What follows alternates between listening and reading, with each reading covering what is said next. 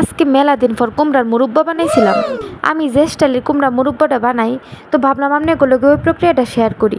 আমি আজকে আপনি করে যে পদ্ধতিটা দেখাই, আমি এই পদ্ধতিতে যদি একবার রান্না করেন, বিশ্বাস করেন মুখে Oh সাতটা my লাগিয়ে god. থাকবো। একদম সহজ পদ্ধতি, পানির চেয়ে সহজ পদ্ধতি। আপনার ঘরে যা আছে তা দিয়ে এই পদ্ধতিতে রান্না করতে পারবেন। তো প্রথমে গাছ থেকে দেখে বাদ দিয়ে আর বুত্তা মার্কা একটা কুমড়া নিয়ে আইবেন। What? আনুনের পর কাইটটা ছিল্লা এইভাবে পিস পিস করবেন। এরপরে পিসগুলারে এরকম সাইড দিয়ে কুচি কুচি করে কাইটটা এডিট মিডিট করে এরকম গোল গোল শেপ দেবেন। এরপর একটা কাঁটা চামচ নিয়ে এর মধ্যে ইচ্ছা মতো কেচতে থাকবেন। আপনার যত রাগ আছে আপনার পাশের বাসার ভাবির প্রতি, আপনার স্বামীর প্রতি, আপনার শাশুড়ির প্রতি, যার প্রতি যত রাগ আছে এর মধ্যে ঢালবেন ইচ্ছা মতো। তো কেচ্ছা নেওয়ানোর পরে এগুলারে ধুইবেন।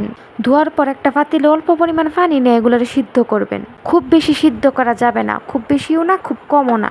এইবার ঠান্ডা হওয়ার পর কুমড়াগুলারে সাইপা সুইপা টিপ্পা ভিতর থেকে যত পানি আছে সব বাইর কইরা নিবেন।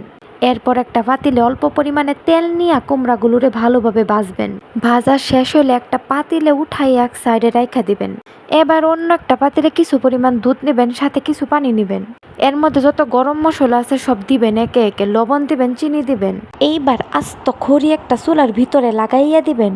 এইবার মনের মাধুরী মিশাইয়া মিশাইয়া নাড়তে থাকবেন।